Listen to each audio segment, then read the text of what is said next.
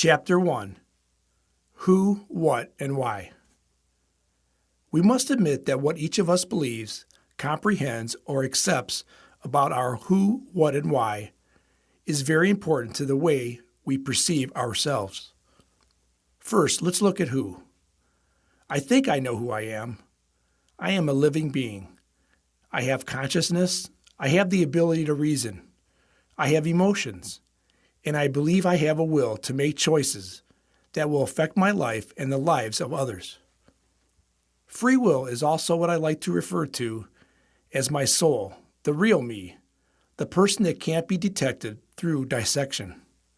I would hope you have similar qualities and abilities. I do not consider my body or flesh to be who I am. Therefore, my who is much more than just my body. I know I have a physical form, as do you, but I consider my form or body more in the category of what I am. My tangible existence, which is what you may assume or perceive by looking at me, is usually who you think I am. I'm sure my body would like me to think that's who I am also. Haven't we all judged one another by appearance? And doesn't the world glorify those who are physically beautiful? Some people have undergone complete makeovers, such as facelifts, liposuctions, tummy tucks, and yes, boob jobs just become someone people would like. Even though they appear different to others, they're still who they once were. After undergoing these procedures, many still perceive themselves the way they always did, as shy, unattractive, and unlikable. They wonder if people will accept them even after their cosmetic improvements. The soul and will cannot be altered by going under the knife. But some people who have had life-saving surgery realize they've been given a new lease on life, and their new perspective can alter their will tremendously. Some of the strangest-looking people in the world are some of the greatest individuals I have ever met. They are incredible souls, kind, gracious, trustworthy, and yet their appearance may be unusual or considered unattractive. Some people even believe who they are is determined by their occupation or their position in the pecking order. Others believe their who is determined by their monetary worth and their earthly possessions. The truth is that what you are is totally dependent on the condition and state of your body. Your physical condition not only affects what you are, but can also confuse you regarding who you are. I also believe your soul or will does not have to be affected by your body's condition. Your body ages. Your soul or the will does not. Therefore, your who never grows old. As to the question why, this point is still open for debate. Of all the questions that anyone could ever ask, this one has stumped the best of the best. Why do we exist? Without a better understanding of why, or the reason for existence, our lives are little more than an opportunity to please ourselves. Vanity, vanity, all is vanity. To date, man's speculations on and searches for the meaning of our why has left most of us hopelessly confused. But with the information brought to us through an alien family, this why of ours is crystal clear. It should no longer be misunderstood. That's right. We can know the meaning of life, and it's possible to understand it apart from any religion. At this point, let's focus on the distinction between our body and what we call the soul or will. We must also consider our makeup. Which one is the real us? Is it our who or what? I don't want to make it look like you're one or the other.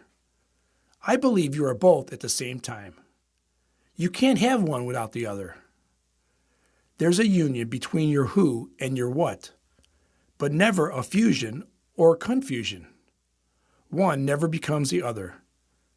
There's a distinction between who you are and what you are, but never a separation.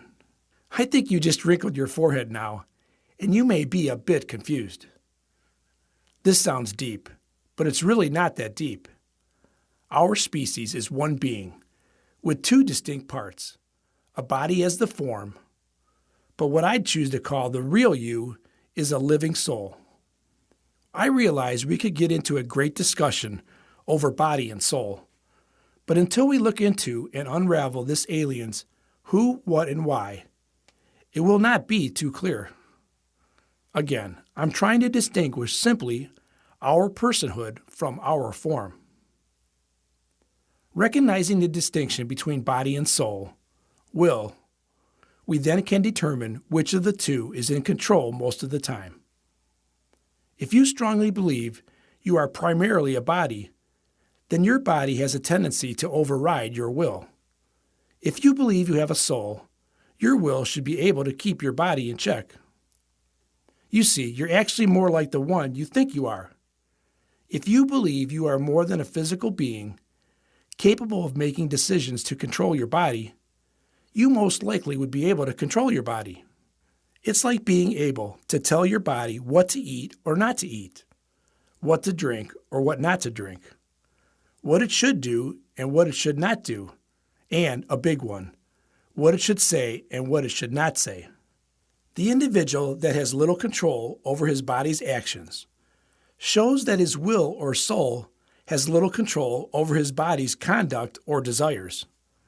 Recently, my little grandson was caught doing something he was told not to do.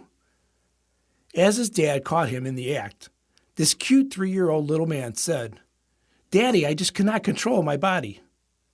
Out of the mouth of babes. It took me almost half of my life on earth to attain such wisdom. What you believe concerning your who, what, and why plays a major role in the development of your personhood, or what you will become. Our who, what, and why are completely overlooked as the source that controls our bodies and souls. But once we understand the distinction between our who, what, and why, we can truly say, "I was blind, but now I see." Having a warped conception of our WWWs can make us do the strangest things. And the WWW that I'm talking about is not the World Wide Web, although I believe the use of the World Wide Web can easily help us define our who, what, and why. By observing what we do online, we often reveal who we are. A simple click on our history or bookmarks can reveal much about our likes and dislikes, our political views, health concerns, and even the religion and God we choose to follow. Our interest can give us a pretty good idea of who we are. I came up with a phrase: "Tell me what you do with your free time, and I will tell you who you are." We must all consider the reason for our existence. Some people believe they exist to enjoy all the good times they can have before they get old and die. Then there are others who can't get enough beer, wine, and booze. They just party on. Oh, and don't forget the sports nuts. Without their season tickets or broadcast of the events, they would have nothing to live for. There are some less fortunate individuals who never had the opportunity to indulge in the interests I just mentioned, but are content just to get enough food, drink, clothing, and shelter for the day. No matter who you are, we all fall into the same category. Our who, what, and why affects our attitude and daily performance. Mankind's daily routine keeps the average individual pretty busy. But in the quiet stillness of our hearts, haven't we all pondered the reason for our existence? We all must recognize that this earth we share is the most perfect environment for us to dwell in. I agree that our environment has problems, some of them resulting from the modern conveniences we enjoy. We must always pay a price for our pleasures and technological innovations. But will our bodies let us endure the comfort of fewer conveniences? Take a serious look at what I'm talking about here. Don't third world countries have a right to experience all these marvelous new conveniences that make life more tolerable and comfortable? Our fast-paced lifestyle is one of our greatest distractions. To have more, we must work more. We are slaves to our desires. Why shouldn't all the people of the world experience the rat race that Americans live in? Don't we want them to experience the brainwashing we've experienced? After all, more is better, isn't it?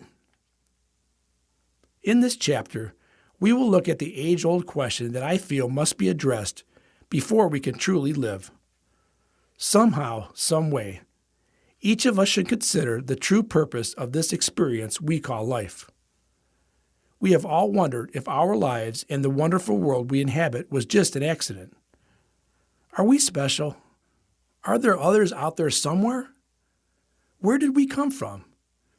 Is it possible that we are all alone in this vast universe? These questions are the basis for all world's religions. Isn't it also one of the reasons for the scientific community's unending search through space and across the earth, and even deep into our fleshly bodies? Talking about our who, what, and why has also been the catalyst for divisions in families, friction between friends, and war between nations. How can you discuss religion or politics without mentioning our who, what, and why? How many people excuse themselves from a conversation by saying, "I don't discuss religion or politics"? I believe the reason we don't like getting into debates on these subjects is because we aren't happy with either one. In our increasingly diverse culture, religion and politics seem mysterious, cold, and impersonal, not to mention controlling, and there's always room for more debate.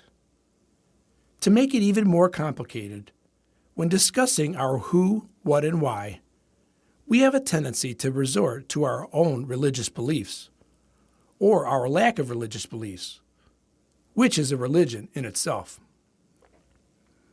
Members of the ACLU are a perfect example of those who claim to have no God or religion, and yet cling to a doctrine in the same way that members of a religion do. Most religions have a code of conduct and a set of beliefs, and so does the ACLU. Alliances between those who say there is no God and demonstrate their belief in the way they live are practicing a religion. Let's go one step further. They expect others to abide by their notion that there is no God, and to ridicule those who believe otherwise. I've heard them call it this silly notion of God. These people are faithfully practicing their godless religion.